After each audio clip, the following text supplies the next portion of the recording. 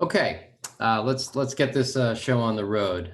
Thank you everyone for showing up remotely for this Luskin interdisciplinary lecture. For anyone who doesn't know, the Luskin School and its dean, Gary Segura, inaugurated a couple of years ago a lecture program designed specifically to appeal to across the different disciplines represented in the Luskin School, which are, of course, your urban planning, public policy, and social welfare.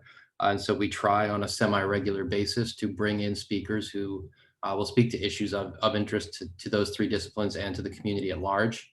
My name is Mike Manville. For anyone who doesn't know me, I am an associate professor of urban planning at the Luskin School, and I am the chair of the committee that organizes this lecture series. And I am very pleased today to present this lecture by Professor Andrew Zimbalist. As you can see on the screen, the lecture is entitled Circus Maximus, the Economics of Hosting the Olympics. Professor Zimbalist is the Robert A. Woods Professor of Economics at Smith College, and he is probably the foremost, and my dog wants to participate in this talk.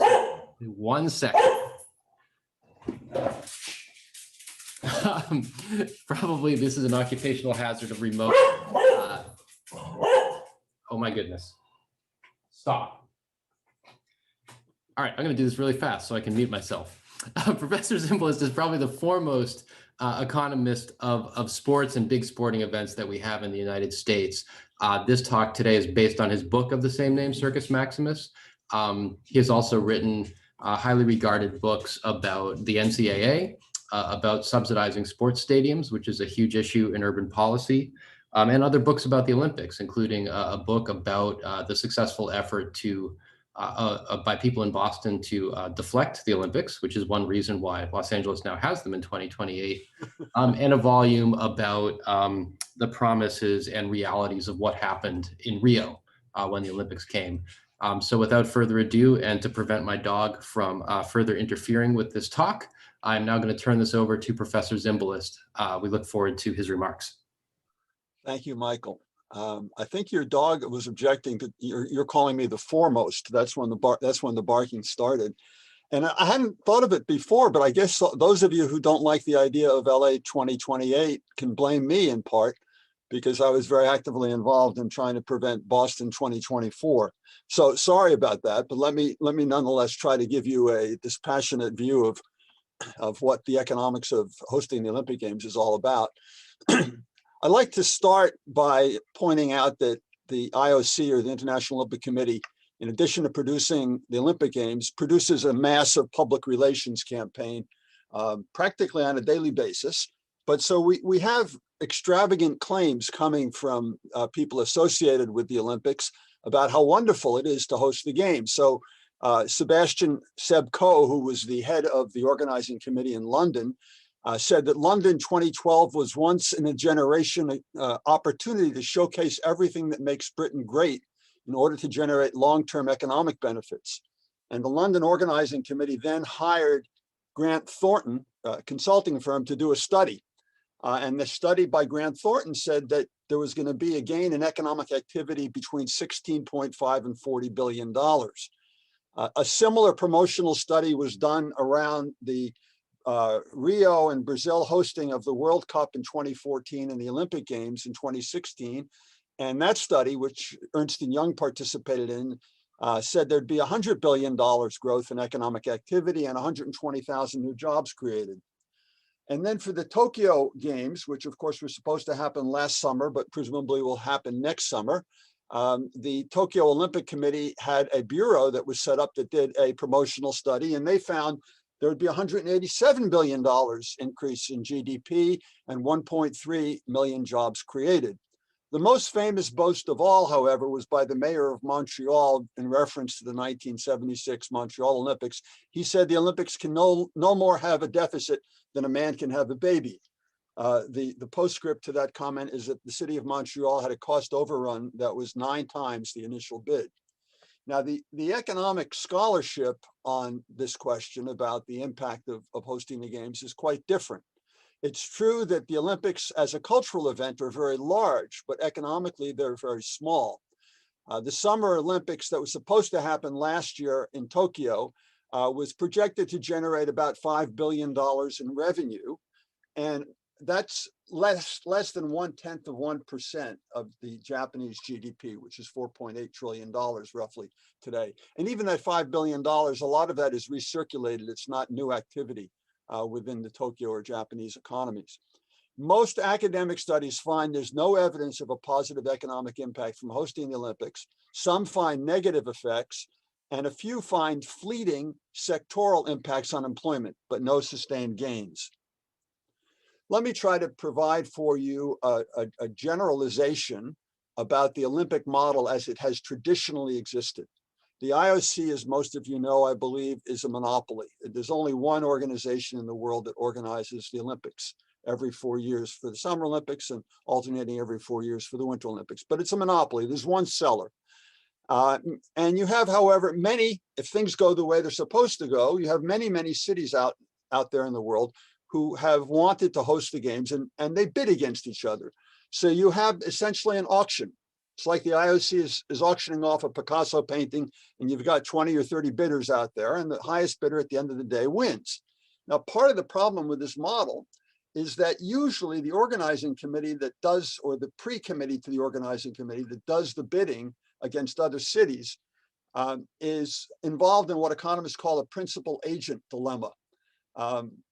The problem here is that the bidding committee is usually heavily representing construction interests and heavily representing architectural interests and heavily representing hospitality sector interests.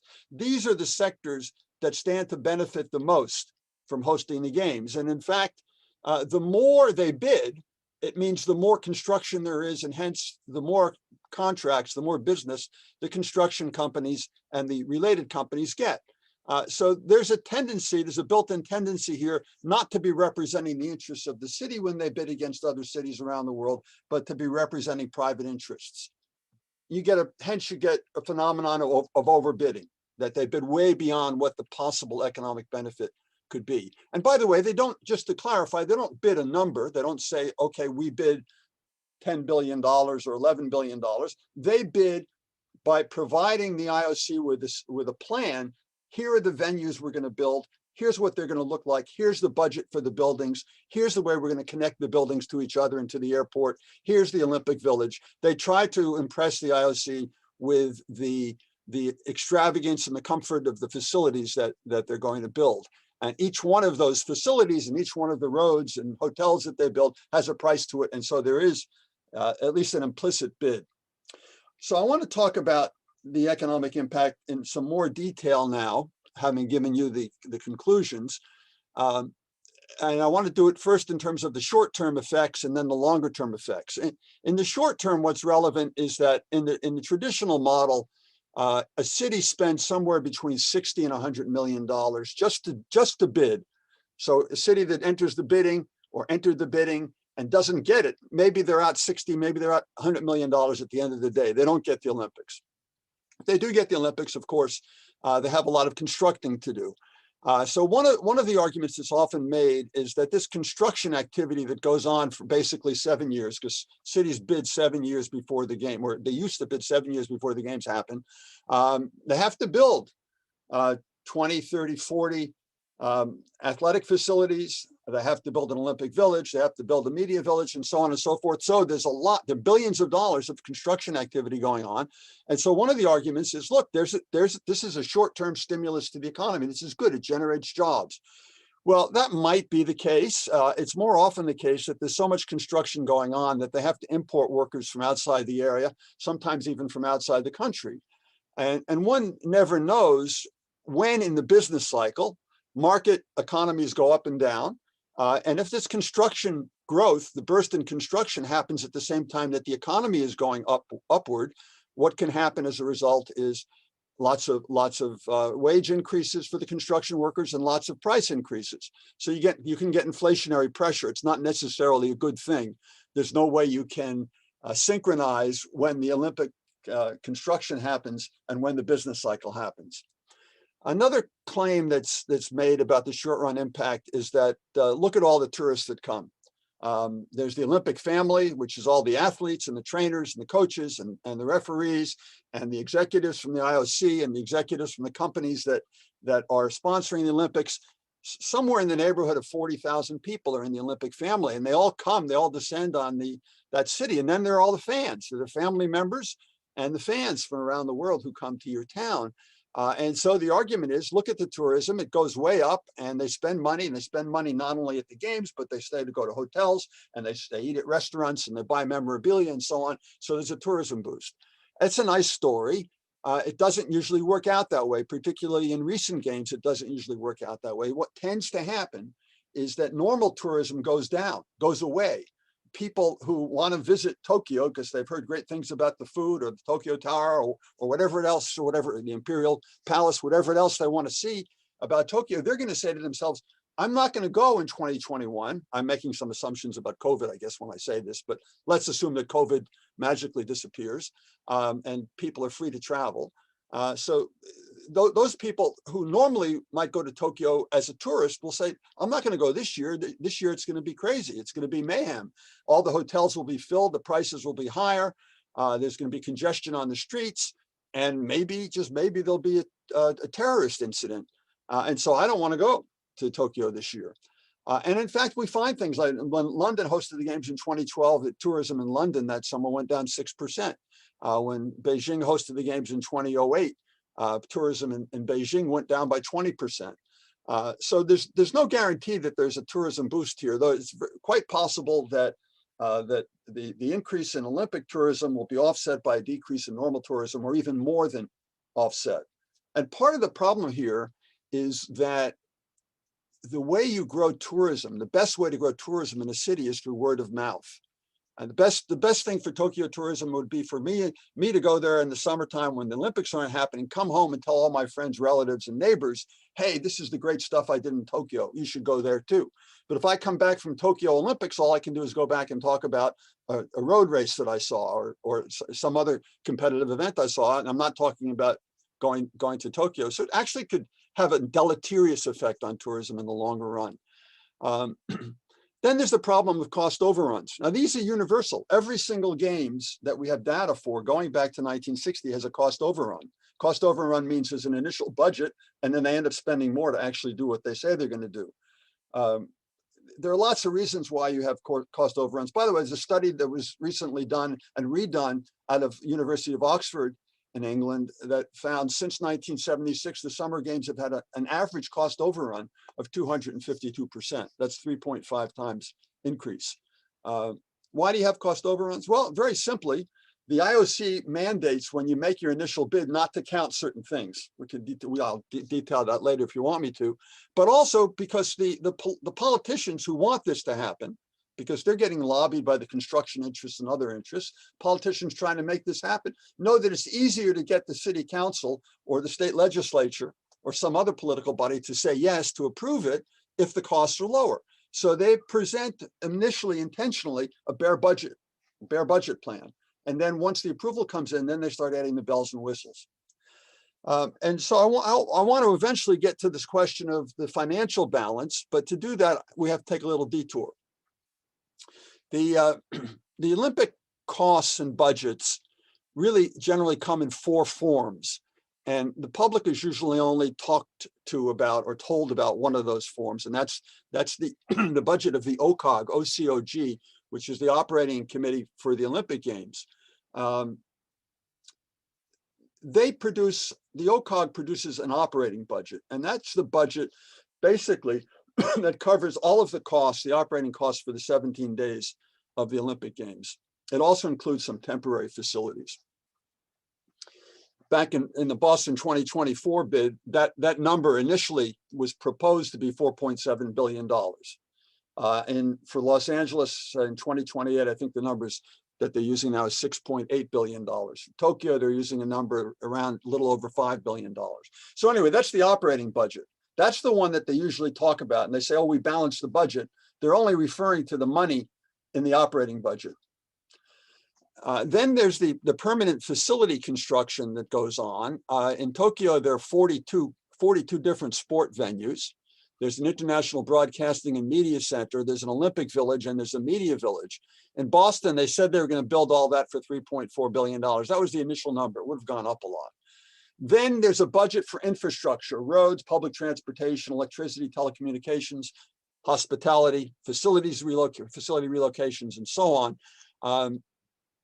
Boston said that they were going to be able to do the transportation part of that for $5.2 billion. The head of the state legislature transportation committee said, no, the $5.2 billion was wrong.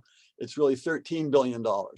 But you very often in this infrastructure area, very often you don't find out about most of it. Doesn't get reported. So for instance, Beijing, they're going to host the Winter Olympics next year. In order to do that, they have to develop a Nordic and alpine skiing area, two areas that are 60 and 120 miles north of Beijing. And those two areas are not very developed right now, and they don't have good public transportation. So they're building rapid trains to go from Beijing to each of those areas. Now, it's reportedly, they're going to cost $5 billion to build those rapid trains. Beijing is saying, we're not going to count that in the Olympic budget or as even an Olympic cost, because we were going to build those rapid trains anyway. That sounds like a Trumpian assertion to me. There's not much credibility behind it, but that's their argument. And when Beijing hosted the Summer Games in 2008, they spent something on the order of $80 billion for a water diversion program from the south to the north, because they have a water deficit, terrible water deficit in the north. That $80 billion didn't figure anywhere into the Olympic costs. So that's a third budget, the infrastructure. Fourth budget is security. In the United States, the security budget has traditionally been picked up by the federal government, or about 95% of it picked up by the federal government, because it's declared a national security event. And that number is somewhere around $2 billion. If you add them all together, then you would get a notion of what it costs a city or a state to host the Olympic Games. For Boston, that number initially ran between 14.8 and $23.1 billion. Now, one of the things that's important to underscore here is that a lot of the spending for the Olympic Games in the US and elsewhere is done from private money. And that money is very often that the politician will say, yeah, well, maybe the Olympics cost 20 billion, but only 14 billion was public money. So the taxpayers don't have to worry about 6 billion of it. But what they leave out when they tell you that is that the so-called private investments are happening under things called a public-private partnership. And the way those happen is the government, the local government, could be state, could be city government, gives tax incentives, gives free land or cheaper land incentives, gives low interest loans. All of these subventions and subsidies and tax benefits are costs to the city. So in the case of Boston, Boston's a very, very tight city. It's very compacted. We didn't have a lot of land, a lot of place to put all the Olympic venues. And so the Olympic planners were looking for places to put them. And what they came up with is they were going to put the Olympic Stadium on top of a concrete block in a place called Circus, a little bit south of North Station. And they were going to put the Olympic Village up by UMass Boston campus at Columbia Point. In order to do that, they estimated that they were going to be giving tax subsidies and other incentives to the eventual private developers with that circle of $269 per square foot and $199 per square foot Columbia Point. Compare that to private development projects, how much the Boston City has to incentivize them. Fenway Center, $4 per square foot, Vertex Pharmaceutical, 11. So what happens here is it's being told to the public that there's no public cost here. These are private investments, private developments, but the public is pouring hands over fists of money into the private developers. There's also the question of opportunity costs when you host the games. Hosting the games, the Summer Games, requires a minimum of 1,600 square acres, and that's a lot of land for a modern city. Urban real estate is very valuable, and to find that much land and to commit it to Olympic venues is sacrificing a lot of area that could be used maybe for residential use or some other kind of recreational use or something else. There's an opportunity cost when you give up that much land. I mentioned tax breaks to developers. There are also tax breaks to the IOC. The IOC requires that none of the Olympic construction activity, none of the materials, none of the income that's generated off of that, none of the prize money that these days goes to Olympians, none of that can be taxed. It all has to be tax exempt. And so that's another problem with regard to tourism. If normal tourism happened, they go to events that could be taxed, that would generate money for the city. But when the Olympics are happening, most of the events, or almost all of them, can't be taxed. That's a loss of tax income. I'm going to speed up a little bit here. So at the end of the day, there's a financial balance in the short run. And for developed countries, in recent experience, you're looking at costs of $15 to $40 billion and revenue of $4 to $6 billion. Situation's usually worse for the developing economies because they have more infrastructure that they have to create to build a modern facility for the Olympics. So that's not a very good financial balance, right? Revenue $4 to $6 billion, costs 15 to 40 billion. There's a large loss there. And Winter Games, by the way, about half the size of the Summer Games. What Olympic supporters will argue in the face of these statistics, even they might debate some of the numbers too, but basically they'll say, well, what you lose in the short run, you make up in the long run. What do you make up in the long run? Well, they say there'll be new trade and investment opportunities. We'll expand international trade, expand our exports. There'll be a lot of investment coming into the economy. There'll be more tourism in the long run. I'll just tell you very briefly that the evidence doesn't support those claims. Generally speaking, companies don't invest in a city because they hosted the Olympic Games. Why do they host? Why do they invest? They invest because it's close to resources. They have good labor and a skilled labor force, because they're good fiscal incentives, because there's a large market there. Those are the kinds of things that smart companies think about when they make investment decisions, not whether or not the city hosted the Olympic Games. So that's on the benefit side in the long run. On the cost side in the long run, you have not only the fact that in order to host the Olympics, you have to build the venues, but very often the venues you build are not economically viable. And that's the reason why they weren't there in the first place. So when Beijing built the bird's nest for the 2008 Winter Olympics, they not only spent several $100 million building it, but now they spend $11 million a year to maintain it.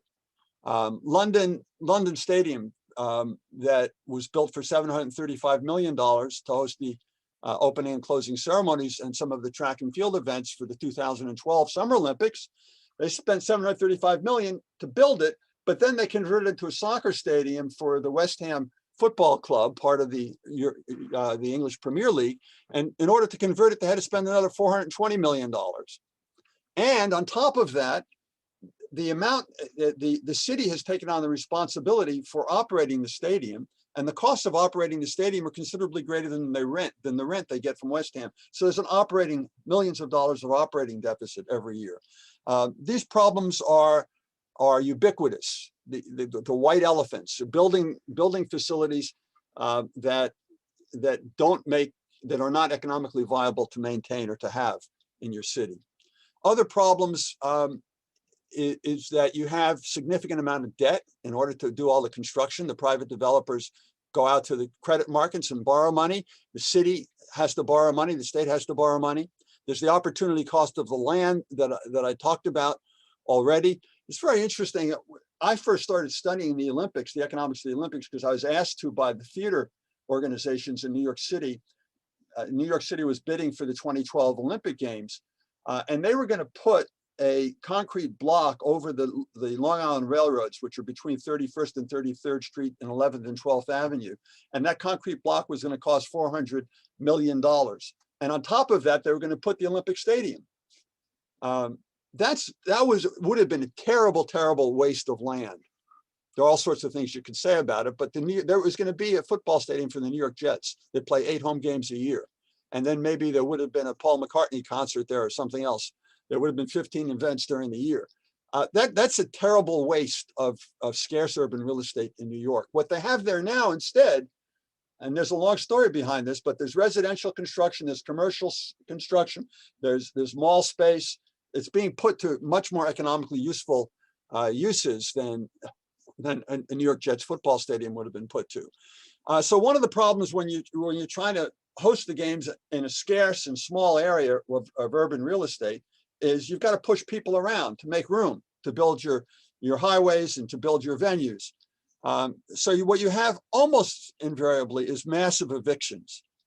In Atlanta in 1996, they evicted 30,000 people from two low income communities. In Rio in 2006, 77,000 favelados, people who live in the favelas, the shanty towns, were evicted. In Beijing in 2008, reports anywhere from 1 million to 1.5 million people were relocated out of their homes. London in 2008, 4,000. Seoul Games for 1988, 700,000. Another thing that often happens is that because the Olympic family is so large and they require the Olympic family to be properly put in luxurious hotel rooms, the city is usually asked to build new hotels. And what happens after the Olympics leaves is that the hotel rooms that they built are no longer in demand. And so you end up with excess supply. Hotel rooms get sold off for peanuts later, and the investors lose money. There's also the problem of environmental degradation. This is something else I could probably talk about for an hour, but there are lots of examples of all of the construction that goes on, and it goes on so quickly, and it's improperly planned in terms of the environment. So you get things like the destruction of Mount Garawang, the destruction of 50,000 trees on Mount Garawang, which was where they held the Olympics, Pyeongchang in South Korea in 2018. In Rio, they destroyed an ecological reserve where they built the golf course in a wetland area in the region of Barra da Tijuca. They destroyed many species of rare fauna and flora. It goes on and on. Outside of Sochi, residents there used to swim in the Black Sea, and then they stopped swimming in it because it was too polluted. There are a lot of other costs that are related to this. I'm going to move on, however, and skip them for the time being. Now, Tokyo, since this is something on a lot of people's minds these days, the first postponed Olympics ever. There have been Olympics canceled during the World Wars, but never postponed. Presumably, they're going to have it next summer. The person who was elected, the new governor who was elected governor of Tokyo in 2016, Yoriko Koike, commissioned a report because she saw that the costs of hosting the games were going up and up, and she was worried about it. And her investigation people estimated that if nothing were done to change the course of the trajectory of getting ready for the Olympics, the cost of the Olympic Games in Tokyo would be over $27 billion. When that report was made public, the IOC went bananas. They were thinking, oh, this is terrible publicity. People can't think that it costs that much to host the Olympic Games. We'll never be able to find another host. They were having problems finding hosts. And so they dispatched their vice president, John Coates, to Tokyo. And Coates remarkably gave a public statement about it. And he said this, I'm going to quote it. "It is important to us that when the cost of the games and the final analysis become public, they're going to be a reason to attract candidate cities, to attract them rather than to scare them off. We want to work with you in that regard. So if we appear to be pushing very hard on saving money, it is for our own future that we do it, just as much as you want to do it for your taxpayers." So Tokyo obliged John Coates and came out with a new budget of somewhere between $15 and $16.8 billion. Coates then went back to Tokyo again and said, that's still too high. You've got to bring it down to $12.6 billion. Tokyo obliged. They put out a new budget, this time of $12.6 billion. How'd they do that? Sounds magical. Take something that's $27 billion and you reduce it over a few months down to $12.6 billion, and you say it's still the same thing. We're going to have a great Olympic Games. Well, they took out the spending on the Olympic Village. They removed all contingency funds. They didn't count any of the private spending or the subsidies to the private spending on the venues. They didn't include the land values on which the venues sit. They didn't include new transportation to connect the venues to each other. They didn't include the installation of telecommunications equipment. They didn't include any expenditures by regional or provincial governments. So very easy to to cook the budget and make it say whatever you want it to. So I just gave you a lot of bad news. What about the good news? Is there any good news? Well, I think that there is. I think, for instance, and there's a lot of nuance here and complexity, but I'm going to simplify. Barcelona in 1992 hosted the Summer Games.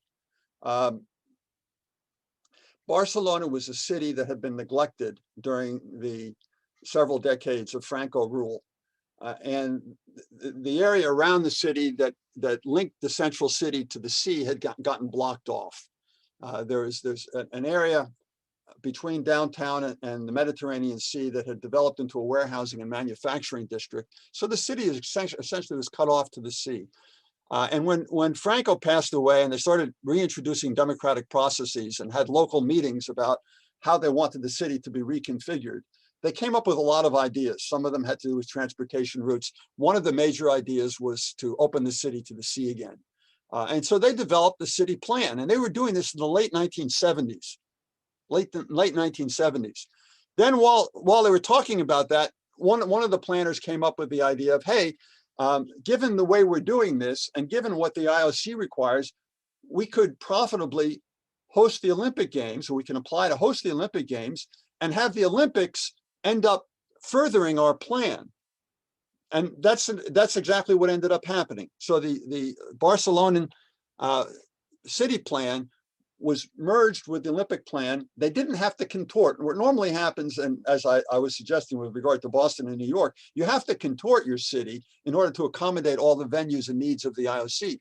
But if you have the plan first, and you can fit all the IOC needs into your plan, and you can get some outside money to promote that plan, then it can work out pretty well. And I would say, I'm simplifying again here, but I would say that fundamentally is what happened in Barcelona. And Barcelona happens to be a city that was kind of a hidden jewel for a variety of reasons. Lots of wonderful tourist attractions and living attractions in that city that they were able to take advantage of by having Barcelona put on the world stage. Something that, Beijing doesn't get put on the world stage. London doesn't get put on the world stage. Los Angeles doesn't get put on the world stage by hosting the games. Yeah, you're on international television, but people already know Los Angeles. It's already on the world stage. People already know London, and so on. Barcelona was not so well known. It did take advantage of that. Los Angeles, 1984. There are a couple of things that are unique about Los Angeles in '84. One of them is that nobody else was bidding to host the games, because the previous 3 games were not very successful economically. Nobody wanted to bid.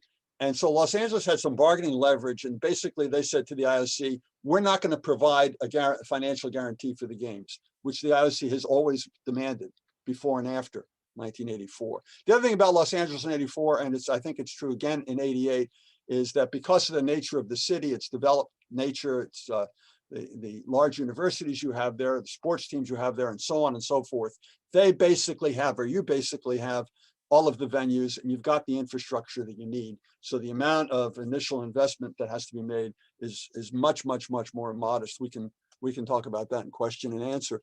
So I think that the good news there is that if there's a very special circumstance which enables the city to fit the IOC's needs into an already developed city plan, in that kind of a case, I think you can make an economic argument that hosting the games might be productive.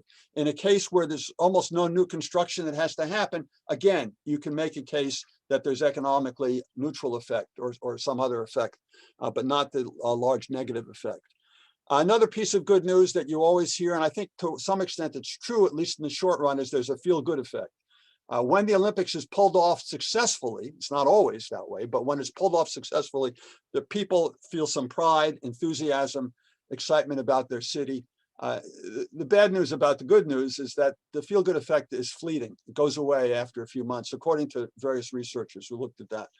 I'm going to urge. One of the arguments that's often made, and I think this can be true again, is that political gridlock happens not just in the United States, but happens all over the world, and happens all throughout all the cities in the world.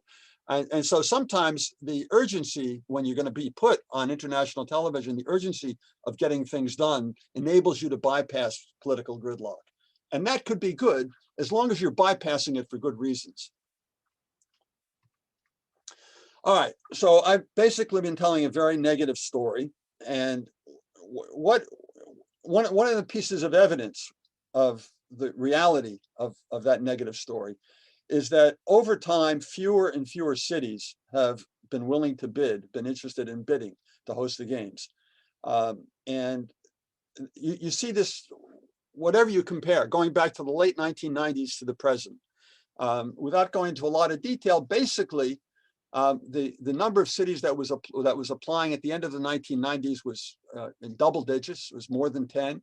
And the number of cities that have been applying to host since 2010 has been like 2 or 3 each time. And so the IOC basically decided after the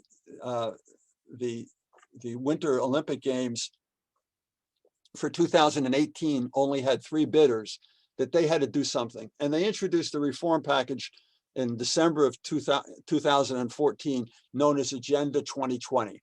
And what Agenda 2020 did in a nutshell is say, hey, we understand that we've been inflexible and that we've been asking too much. And we believe very much in environmental sustainability, and we believe very much in affordability. And that was supposed to then create an environment in which cities would be willing to bid again. Well, after that, though, there was bidding for the 2022 games in 2015, and 5 European cities, which were initially in the bidding, dropped out. And it left the IOC with just 2 choices. One was Almaty, Kazakhstan, and the other was Beijing. It was very embarrassing because the IOC says it stands for human rights and also promotes its commitment to human rights. Both Almaty and Beijing had governments that were squashing human rights and doing so egregiously. So that was an embarrassment. And they knew after that embarrassment that they're going to have to do more. They have to go beyond simply the Agenda 2020 pronouncements. The bidding for the 2024 Summer Games, which was happening in 2000, the end of that bidding was happening in 2017. We had Boston drop out, Rome drop out, Hamburg drop out, and Budapest. They all dropped out. That left Paris and Los Angeles as the 2 bidders. And as you know, the IOC eventually said, okay, we'll take you both. Paris, you go first because it's the 100th anniversary of your first hosting. And Los Angeles, you go second, and we'll sweeten we'll sweeten it for you, Los Angeles. We're going to make early payments so that you can further develop youth sports in Los Angeles. One of the reasons, I think maybe the primary reason why the IOC made this unique gesture of awarding 2 games at the same time was because they were afraid that if they put out the word that, okay, we're ready to take bids for the 2028 games, which would have happened next year in 2021, nobody would come to the party. Nobody would be willing to bid. So they solved that problem by giving Los Angeles the 2028 games. But that was, again, very, very embarrassing that they didn't have really any choice to say, okay, this city is better than this city, so we'll take the first city and not the second one.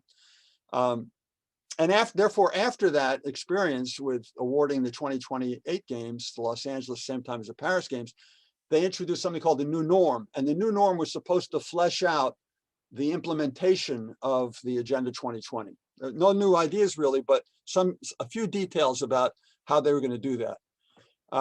Then there was the bidding for the 2026 games, and that happened in 2019, last year. In the course of that bidding, Austria, Japan, Canada, Switzerland, and Turkey all pulled their bids.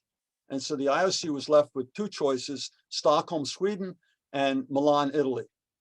Now, the problem with the bid in Stockholm was that the Stockholm City Council already had said they're not going to put any money up to host the games, and they were unwilling to provide a financial backstop.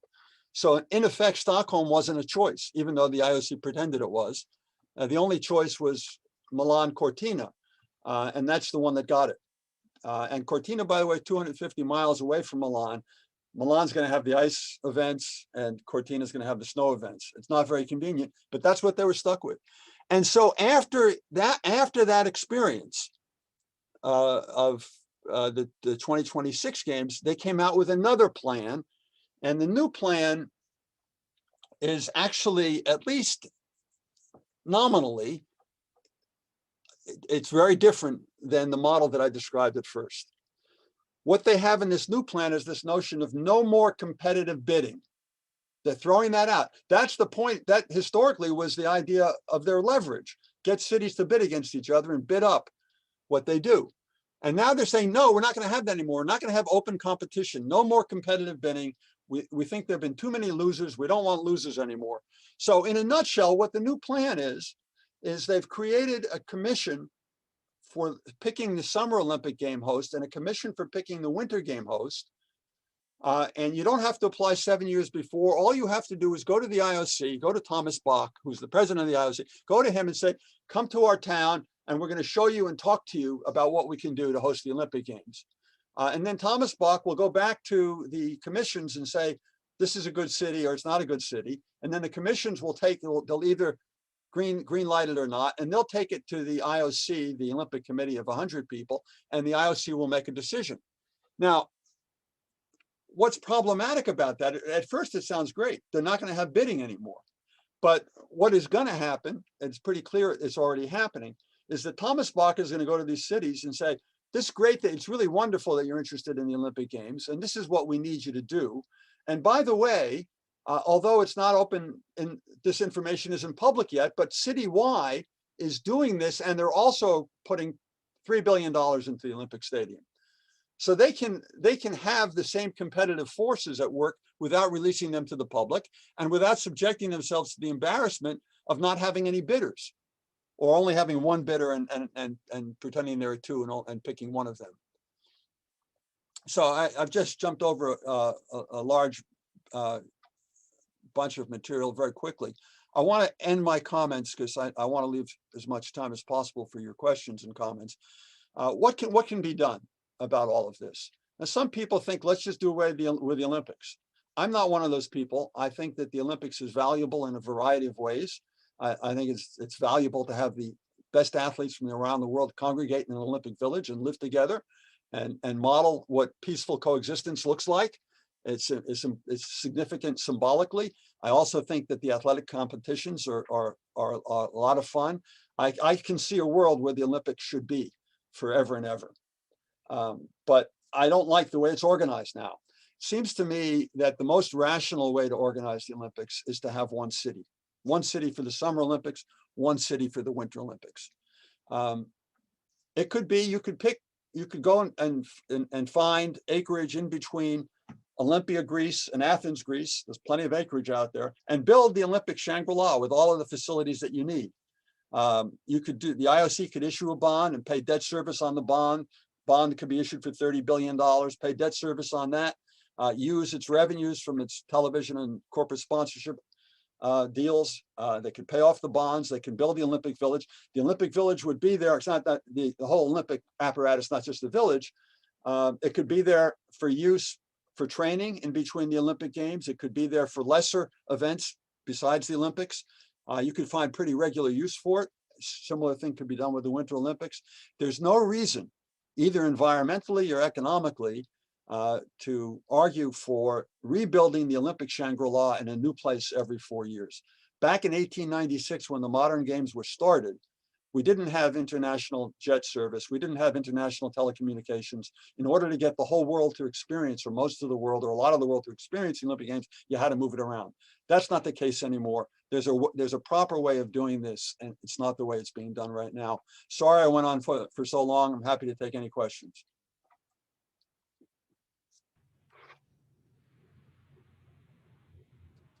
Okay, thank you very much, Professor Zimbalist. That was great. We have about 15 minutes or so for questions, and we do have a few in the Q&A, which I'll field to you, and I might field them to you as a bit of a group because they are related. You'll be stunned to learn that a lot of them are about LA 2028. And so here's you did one question is about the 84 Olympics, and I'm going to come back to that one. But let me just ask the two that are paired together, both from our master's students in urban planning. So one says, master's students are master's students alums, but one says proponents of the LA Olympics argue that the games make economic sense for Los Angeles as they will primarily use existing facilities within the region. What is your view of this claim? The second question, which is somewhat related, says, it's true that for the LA 84 Olympics, the amount the city would contribute toward cost overruns was tightly capped. For the 2028 Olympics, the opposite is the case, and the city is on the hook for the bulk of cost overruns. Does this affect your analysis of the risk of hosting the games for LA? So the two together, just your sense of what promise and pitfalls face Los Angeles in what it has agreed to do.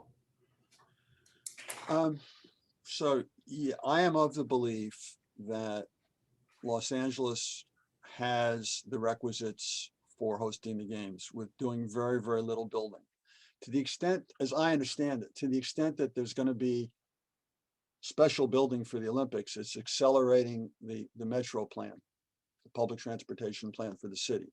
And so what you're going to do, instead of spending, 20% of metro expansion in 2021 and 20% in 2023 and 20% in 2030 and like that, what you're going to do is spend 100% of the plan between now and 2028. So you're accelerating that. That potentially has an economic cost, because every time you're spending money doing something rather than something else, there's an opportunity cost. You're giving something up. I don't know what that something is. One would have to study it very carefully. But maybe it means you're going to delay public housing projects. And there's a cost to that. So that's the main area where there's new spending. Now, there's always the issue of what they call the Olympic overlay. So all of the facilities are basically there. You're not have to build in the new Olympic Stadium. You've got one next to the airport, right? And you also have others if you didn't want to use the new facility that was built for the Rams. But the facilities are all going to be used for a certain purpose, and I don't think that the cost overruns, which is true, they were capped back in 1984. They're capped back then, and they're not strictly capped this time around. This time around, there's going to be a sharing between the state and the city if there are cost overruns. But if you look at the budget, it seems to me that they're doing fine. I was talking about the Olympic overlays. The Olympic overlays have to happen in every single venue. And what are they? Well, there's some of it has to do with Olympic branding, Olympic signage. Some of it has to do with they need television, they need media spaces. Some of it has to do with a few other details of comfort. But if you look at the budget that they have for doing those things, it lines up with the kinds of Olympic overlay costs elsewhere. So I don't think that the budget is unrealistic. I've looked at it. I haven't studied it in great detail, but I don't think it's unrealistic. I think to the extent that there might be some cost overruns, they are going to be minimal. And so the kinds of problems that you've run into where you have 252% on average since 1976, you're not going to have that in Los Angeles. I think the folks who are planning on the 2028 committee are very aware of the problems that have happened elsewhere. They have good cost engineers working for them. And I'm just not that worried about it. Is there some risk? Yes, there's some risk, but I don't think it's of major proportions. And frankly, I don't think it's going to be something that it materializes anyway.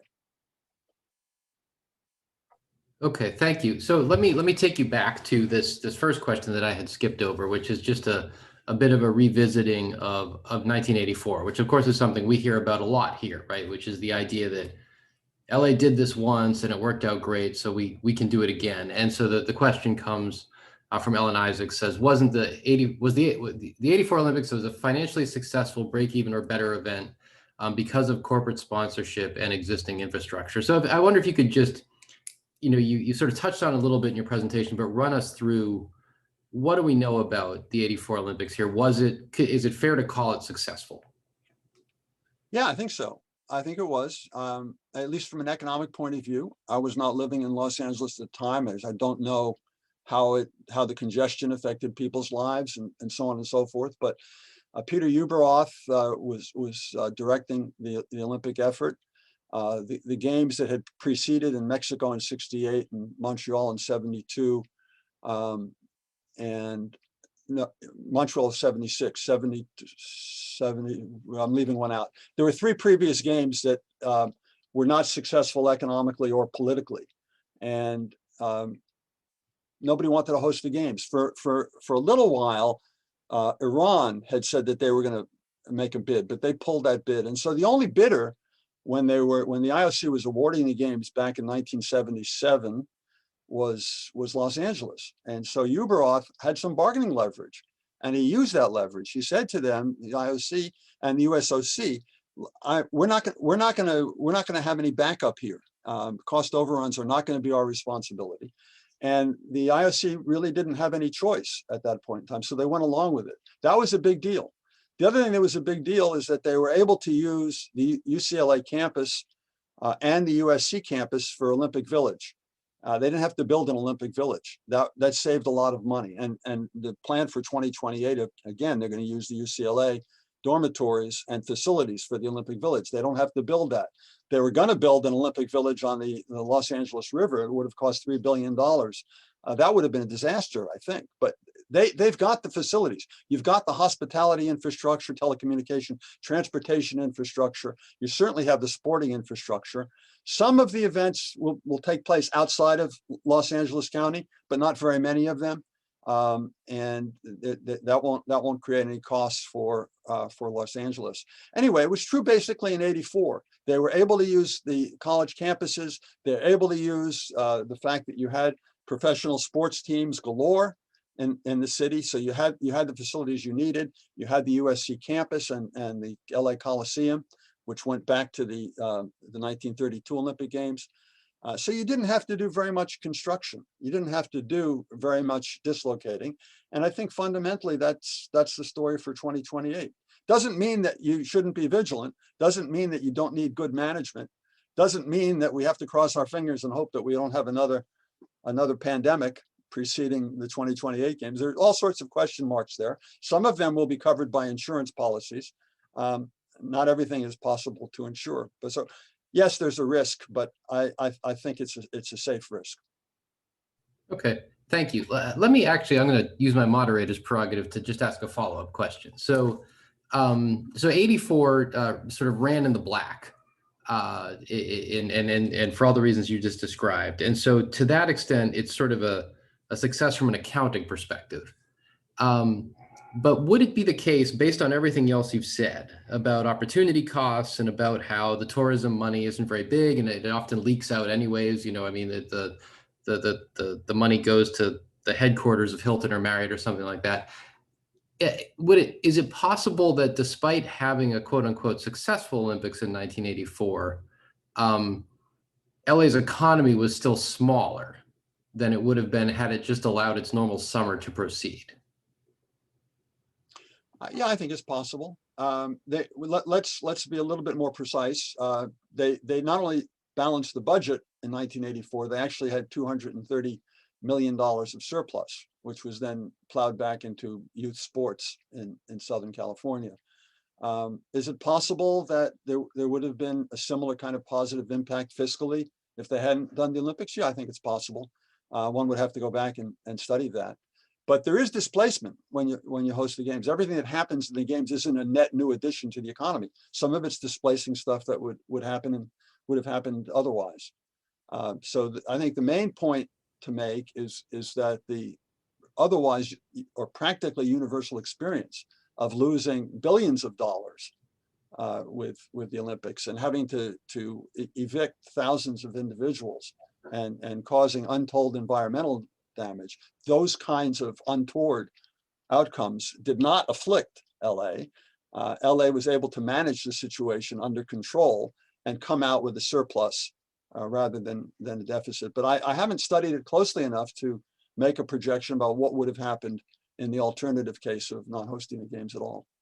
Okay, great. All right, so here's a question that's sort of related to that from Sirian Robertson. The LA 2024 bid book claimed that LA 2024 would generate $11 billion US in incremental economic impact in Los Angeles, an additional 75,000 jobs that generate $5 billion in additional wages. Do these numbers fit the pattern of exaggerated promises and multiplier effects that you deconstructed in Circus Maximus? And then additionally, how would you advise people interested in digging into these numbers about how to find out the sources and methods behind them, because often these numbers are sort of opaque. Yeah, so it sounds like that this initial bid book, which was used for back in 2017, was in part trying to speak to the representatives at the IOC.